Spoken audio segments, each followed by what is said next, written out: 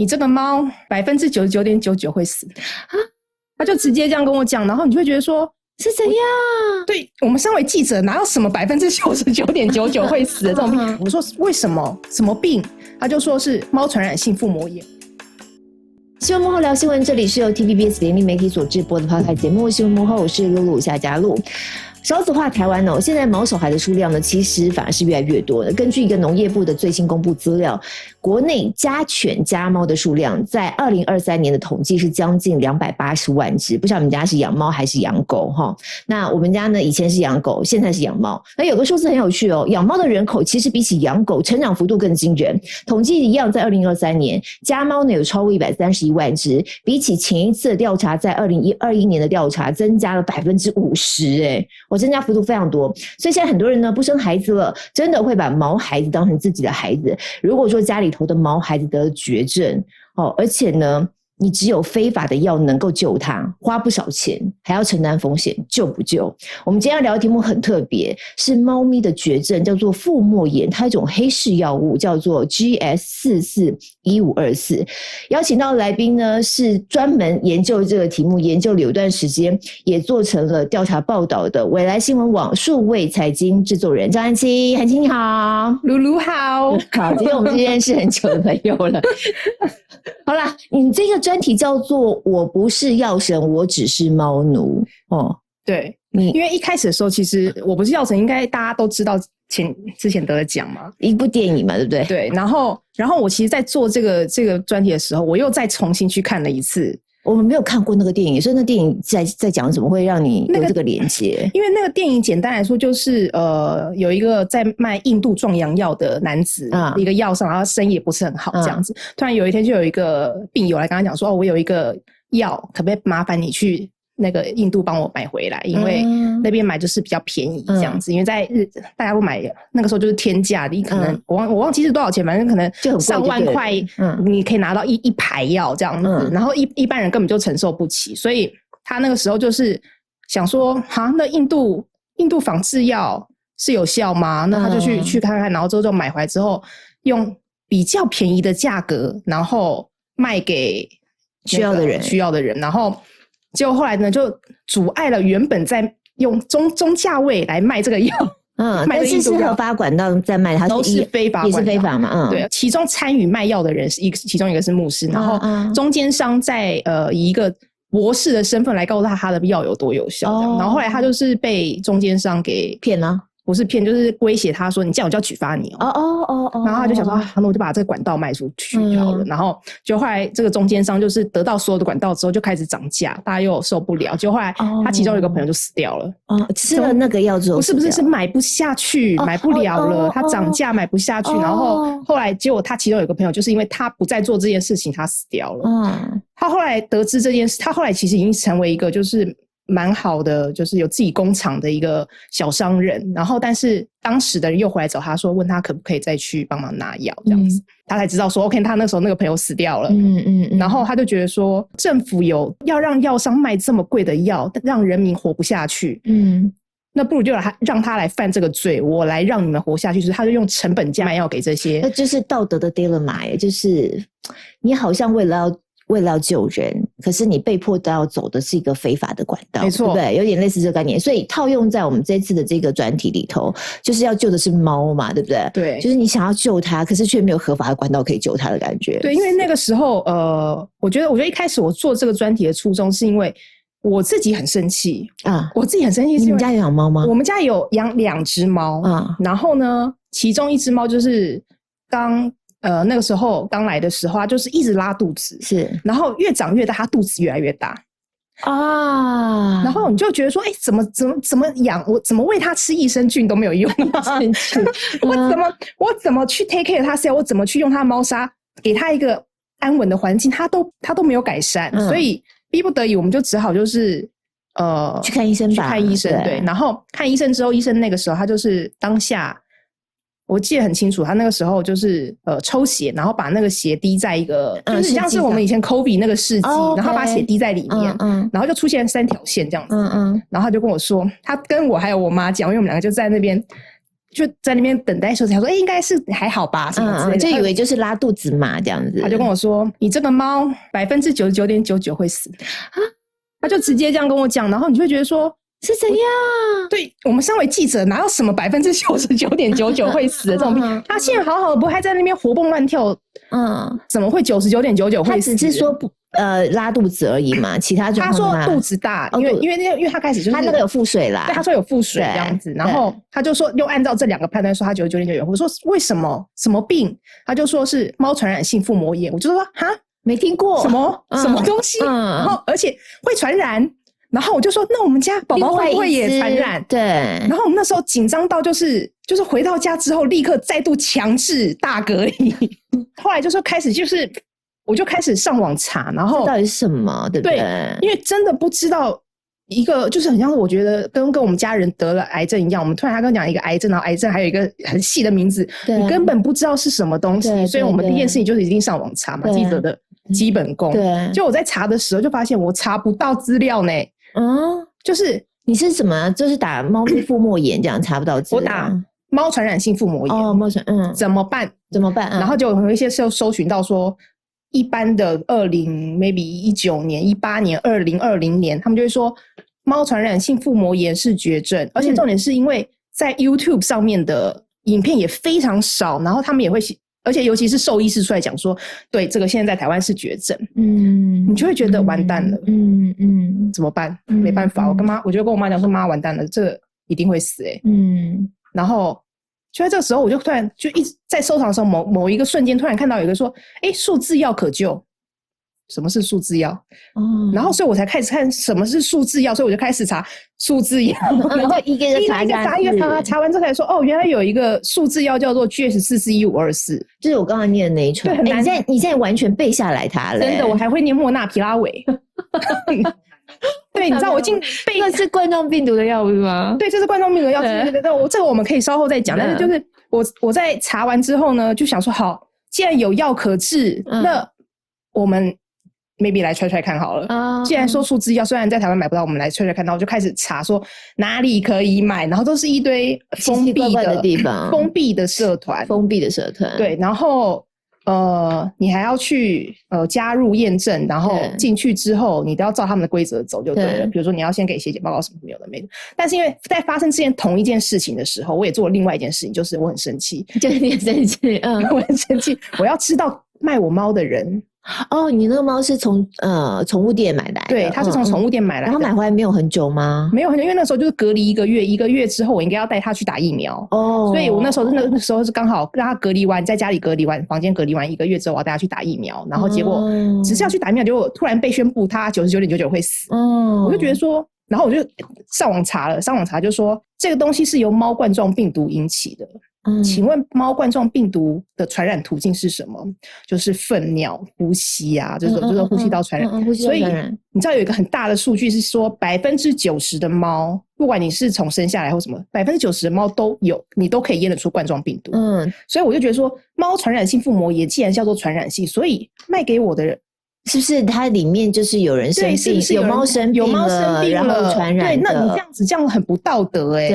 然后所以我就自己去埋伏调查，想说，我要去看看他到底在哪里养猫，类似这种概念。所以我就在猫舍在哪？对，我就蹲守，自己开车蹲守，蹲守那个做调查记者果然不简单，有病，真的有病。然后我就去蹲守，然后看他的猫说传染，然后看起来他拿猫的地方也都还好啊，就是环境啊什么，环境就是一般猫舍，一般猫舍，就是你也看起来不会是那种很脏乱，然后有笼子这种很不道德的这种地方。那非法养殖场。对，所以我最后我就直接去跟他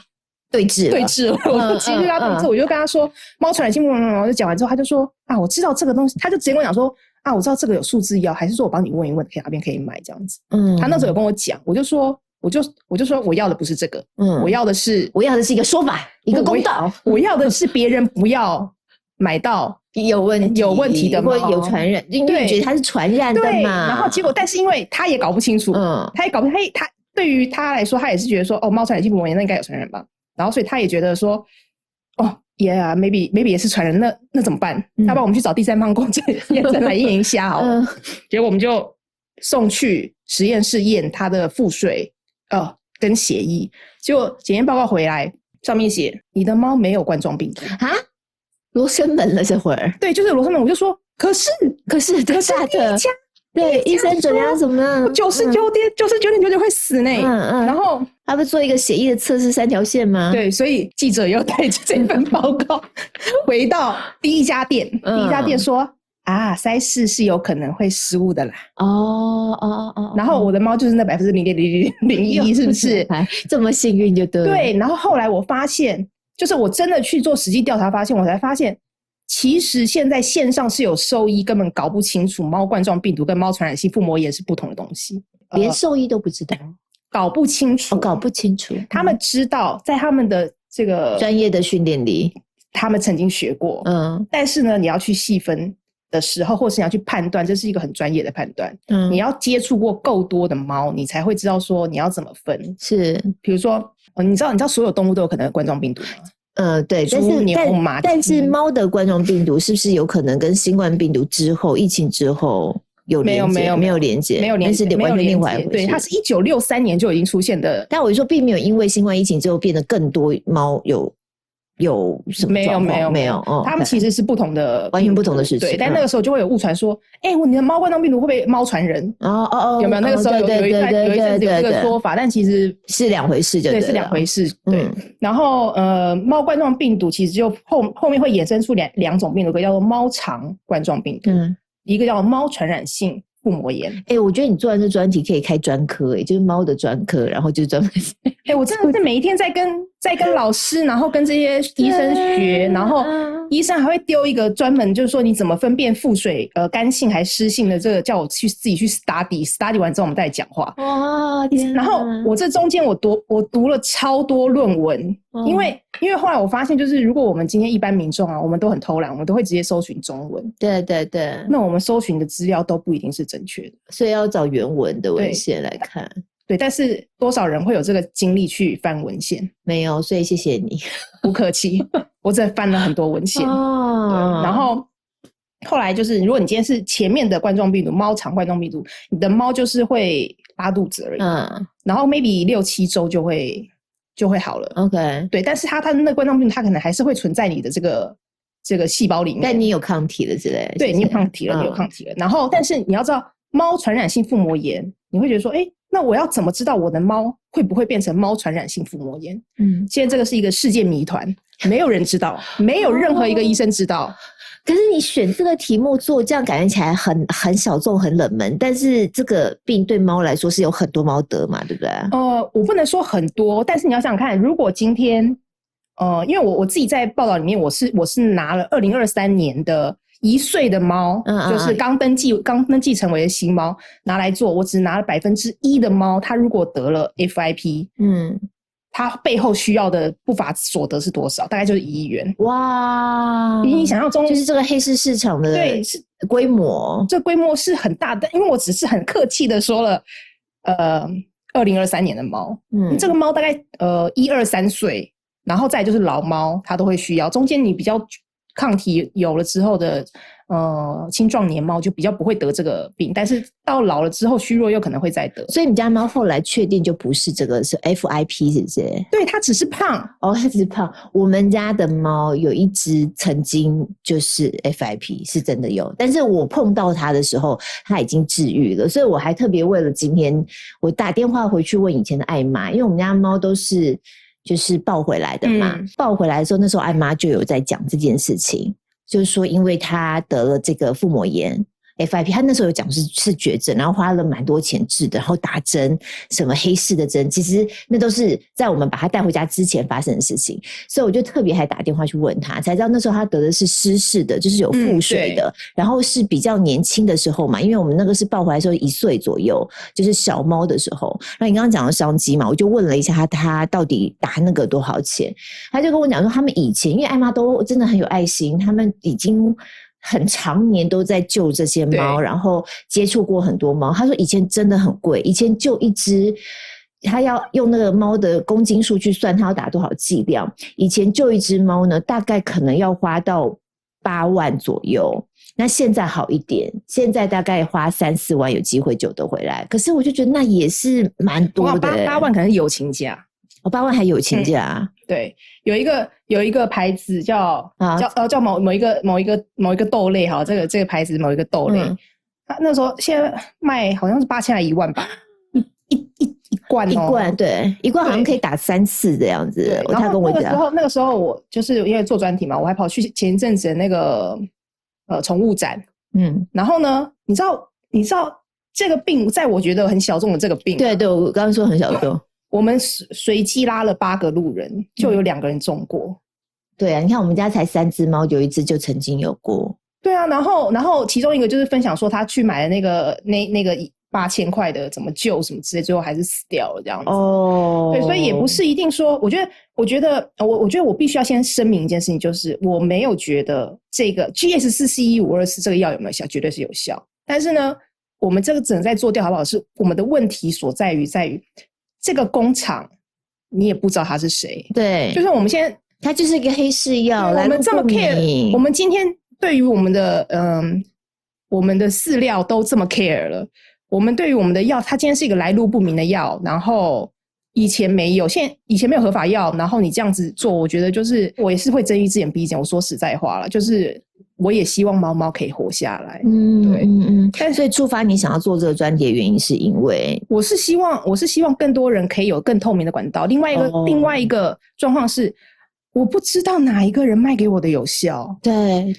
我要跟谁买？这是我一开始的出发点，我是想知道说，因为我们养猫有时候就是经验值很少嘛，就家里那几只嘛，像爱妈他们啊，经验值很多的，他们就真的是有特殊管道，他们已经是太了解谁可能会有药，谁有药可以，然后谁的药是安全的，对，谁的药是有效的，所以他们已经是因为他们已经知道了。但是我们一般人，我们根本就是大海捞针，没错 A B C D F G 的品牌，到底我应该要买哪一个？我一开始的出发点是说，我想要知道说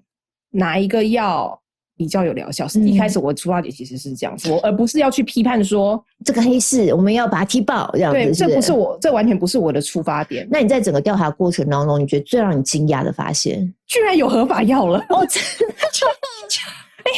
居然有合法药，我哪有不知道这件事情？因为我查网络，我不知道这到底是什么问题？为什么会这样呢？这不是很奇怪吗？你知道一开始我本来这个系列我只打算要做3集就结束了，结果做到6集，你猜为什么？怎么有合法药这么奇怪？对，然后我才开始了解说，原来我们有合法药了。然后因为你去查，你现在就是大家各位拿起手机来，你查猫传染性部门，第一个会看到这个非法药跟合法药的状况，你第一个会查到高嘉瑜。对，他有开一个记者会，那时候跟兽医一起，然后就是为了猫猫狗狗的用药，农业部、防检署，然后还有这个疾管局，对，他们一起开一个，就是说那我们就是从善如流这样子，就是说我们会开放这个莫纳皮拉韦可以使用，让你专案申请这样。所以莫纳皮拉韦是可以治疗 FIP 的。对，莫纳皮拉韦，因为它其实原理都是冠状病毒。对，然后所以他们那个时候就是其实不是从台湾开始，是从国外开始的。日本、美国，然后欧洲、澳洲，他们其实就有在推测说，会不会冠状病毒的药可以来治猫冠状病毒，可以抑制它，或者是说杀死它。所以他们就有在开始要做这个药。但是一开始的时候，莫纳皮拉韦因为它有美国默沙东的原厂药，然后跟印度的学名药。我觉得跟电影又很像，你知道，就是印度学名药。所以那个时候呢，他们没有办法，就是因为那时候人第一优先，所以你不能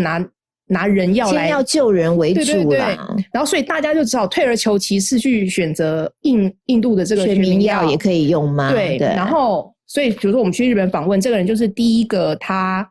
使用了印度学名药，然后他在 YT 上面征求说，你的猫如果罹患了 FIP，我们可以免费试验多少只，你要不要来参与这个 project？后来他才写了一篇文献，然后因为他的英文不是很好，他还立刻找人花了几百万去翻译成一个文献，然后上到这个国际的期刊文献里面，然后大家才知道说，原来这可以用。后来那个猫岛，国外有一个猫岛，上面死了什么70-80万，我不知道那是谣言还是什么，但是大家都是得了 FIP， 然后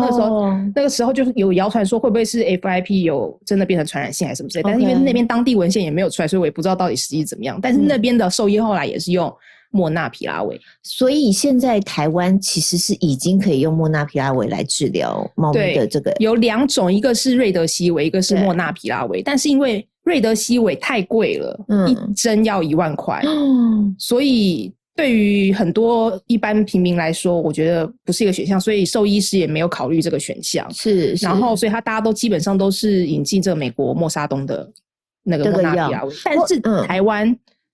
也有人偷偷在用印度，但是台湾现在合法的是美国的莫纳皮拉韦。不过我看到你这专题做到最后就点到这一点啊，其实刚刚有讲到现在毛小孩都已经不知道是不是已经比真小孩还多了，就是已经好像有这个数字对不对？2023年已经有那个黄金交叉了，对，猫已经多过于人类小孩了，就猫狗已经多过人类小孩了，单猫就已经多过，单猫就多过人类小孩。所以其实我们大家真的是好好来看一下这整个环境，或是这整个制度上来讲，你就去点到一个，就是对于宠物的用药这件事情，其实是很难的。就是有一些合法的、合规的，他们用其实饲主可能也比较经济的方式去治疗的，现在都有一个灰色地带啊。我觉得这灰色地带是直至今都有。你看我觉得我在采访过程中我听到一个案例，比如说他是人被蛇咬，是不是时常会发生就毒蛇？我们当然是在台北没有，我们不会啦，但是偶尔我们也会在新闻上面发现有人被蛇咬要血清，有没有？要血清，对。那狗被蛇咬要不要血清？其实同样的血清就可以治疗嘛，对不对？就是同样的血清，然后那个时候就是医生要去申请这个血清，花了非常非常久的时间 get 到血清，狗已经死了。对，但是你还必须要先去跟农业部，就要层层的申請啦。对，然后你在申请这个环节的时候，其实很多都来不及了。然后还有另外一个就是后来其实这个案例，因为你知道早也不能说早年，2016年已经算是蛮近年了，就是说这10几年好了，其实我觉得国家也有微微的在进步。应该是在2020年吧，然后台中的兽医协会理事长，然后他那个时候收了一只狗，那只狗很明显就是狂犬病然后结果他得了狂犬病之后，他也没有药，他的药也是人用药，所以他已经很明显，他知道他是人用药的时候，你药商却不卖给你，因为你是人用药，你狗不能用。因为它是兽医院呐。对，兽医院，对，因为你要有动物用药证，才能够卖给你。所以这个兽医就是那个时候去委派，那个时候是农委会，现在叫农业部，对，农委会，然后去拿了很多文件之后，好不容易那个时候还是因为要礼拜5要放假，礼拜6他好不容易拿到这个药，结果回去要去救狗的时候，狗也死了，已经来不及了。对，后来这个政府好像在隔年的时候，因为这只狗叫小黑，小黑事件在隔年就有用一个就是宠物用人用药动物平台之类这种平台，可以让你及时申请。然后大家都会觉得说很棒很棒很棒。然后可是我最近去问，因为我在做这个报道的时候，我就说对啊，那现在不是有这个宠物用人用药平台申请，那你们申请的顺利吗？然后就说就是需要再申请一下，就是我们很要取得真的是我觉得非常不容易，而且就传统来说就觉得就猫猫狗狗啊，我们还需要怎么样特别的什么什么吗？可是实际上我们必须正视这些猫猫狗狗在很多家户里头就是孩子了耶。对，而且现在政府好像还没有特别意识到这件事情。而且你要用药的时候，然后你要开始申请，我觉得这是非常的已经缓不济急了。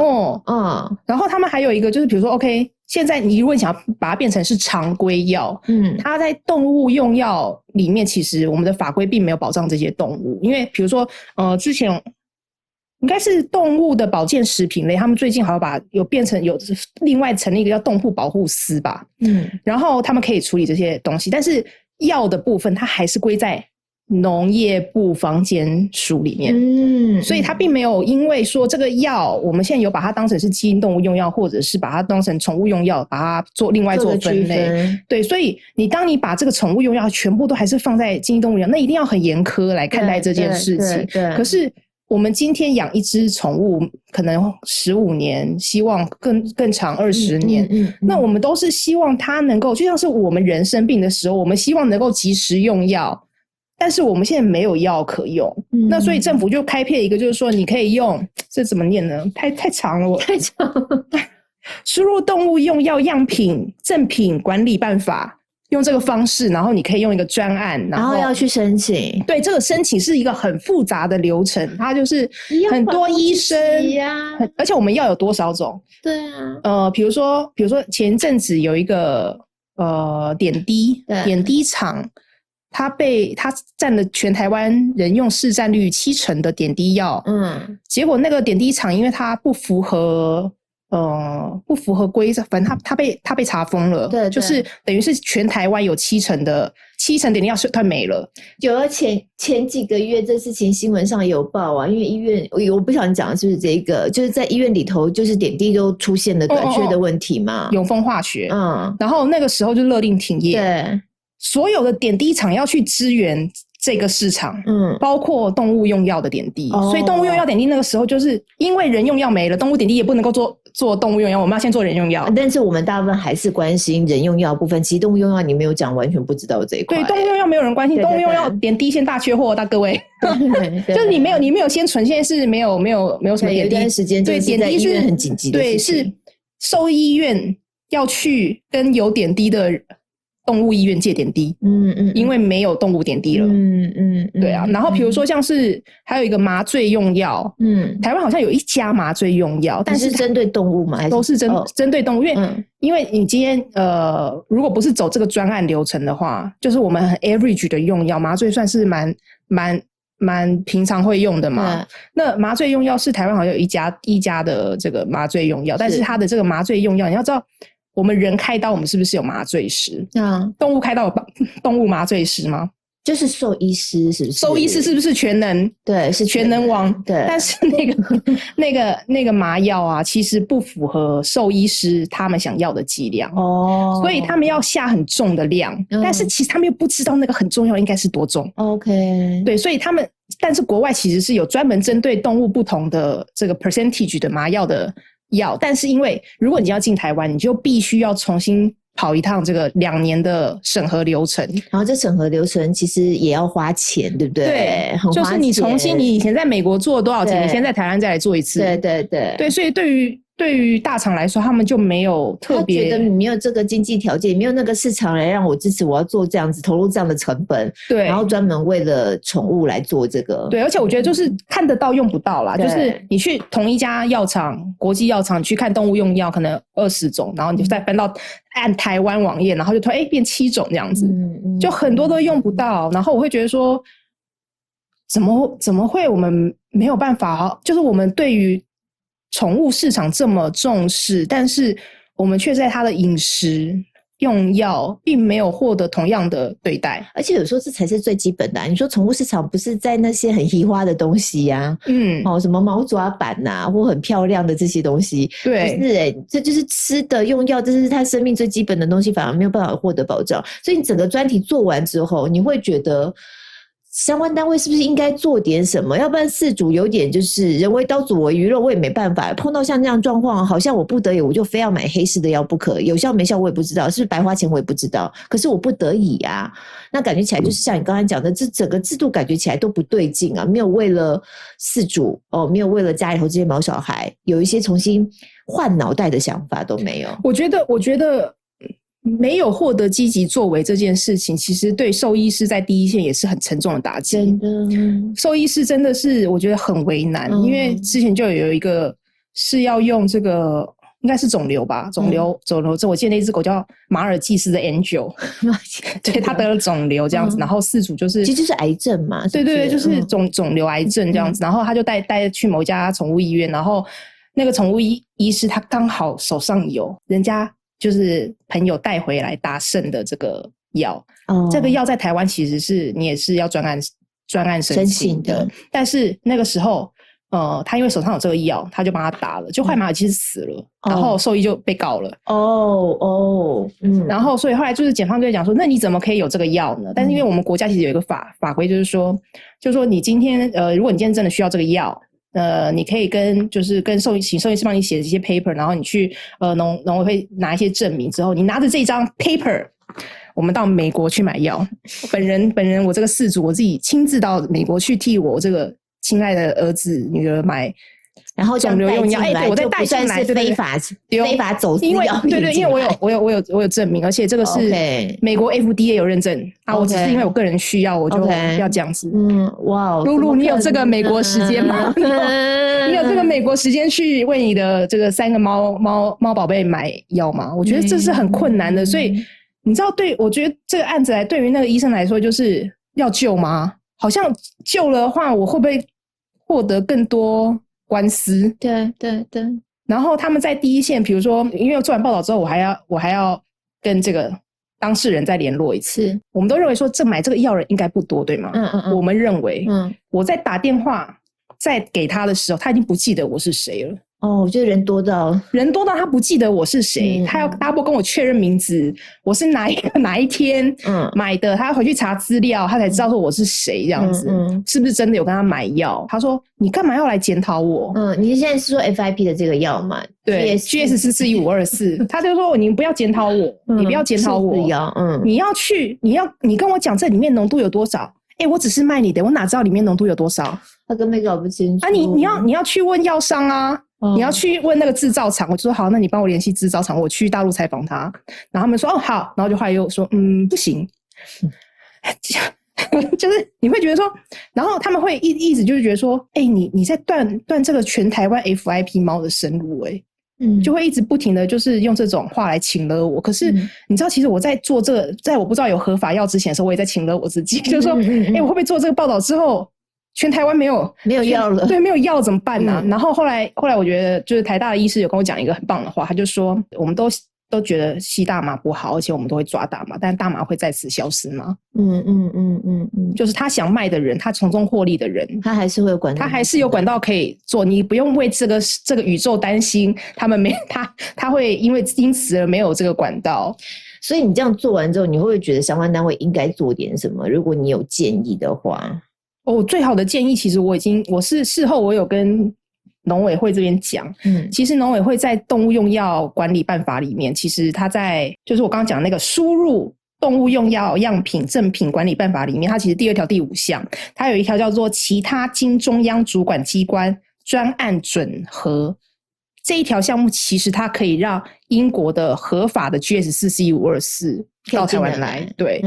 然后我觉得至少你让兽医有一个选择，叫做我现在有莫纳皮拉韦，我也有 GS441524，或许 GS441524 其实是所有的兽医的第一用药，因为他们认为用完这个药万一没效，我们再来用莫纳皮拉韦。但最起码我有选择，而且是合法的，对，而且我有2种确认管道的选择。对，那这样的话，今天再有一个违法的人来卖你 GS441524 的时候，你 at least 你可以跟他。你可以有凭有据跟他讲说，我这个是合法来源买到的 GS441524，那我真的也不了解说为什么饲主还要再去买非法管的药，因为合法的跟非法的也不是说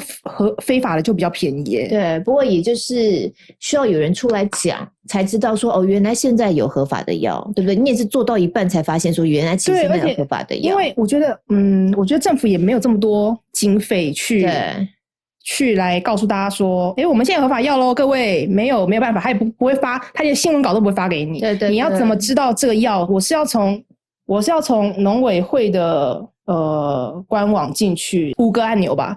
然后把它拉到最后一个人用药，你才会看到 OK 这2项莫纳皮拉韦跟瑞德西韦它已经是合法的了。对，但不过今天只有讲一个这个 FIP 就是腹膜炎的状况齁，但你也可以同理可证啊，就是猫猫狗狗一定还有很多其他在医疗上面的需求，我们有没有可能先从一件事情开始做起，然后有一个破口，慢慢的我觉得是需要时间，但因为现在毛孩子真的太多了，而且还会越来越多，慢慢的关于他们的医疗照顾系统还是要比较健全一点，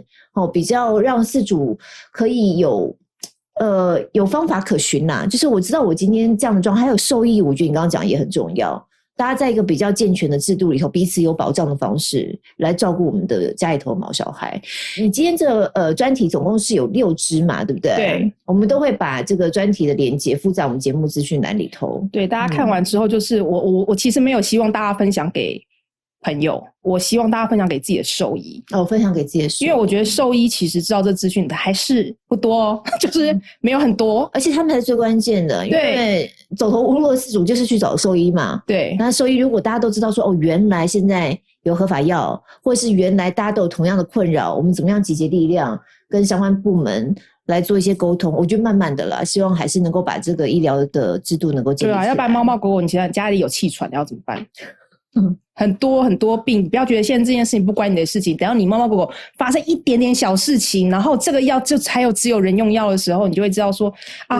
当年没有分享给兽医真是不对的。对啊，这边不负责任的讲啦，因为我们家我有一个亲戚，我有一个长辈，他非常非常会养猫。他们以前都是养那种品种猫，波斯猫，不过他年纪很大，家里猫没有那么多。但我小时候看到他们养猫，我知道他们家就是会拿人吃的药，例如说感冒了、生病了，看到猫打喷嚏了，或是拉肚子了，他就是这种常备药家里会有，他就会用这样的方法直接在家里就处理了。可是这不是一个你知道合法合规的，就是我们好像很理所当然去这么做这样子。所以，但是我觉得应该是说，当权者他必须要把这个当回事，对，然后做了一件好事，大家一定都会记得你。真的，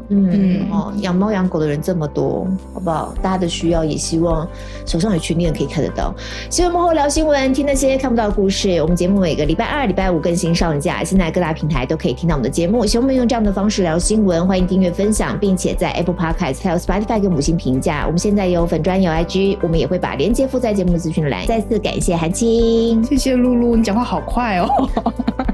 只有最后啦，刚才讲要那个卖基金有没有？对啊，什么基金有赚有赔，申购前基金越讲越生硬哦。好了，感谢大家的时间，我们下次见，拜拜。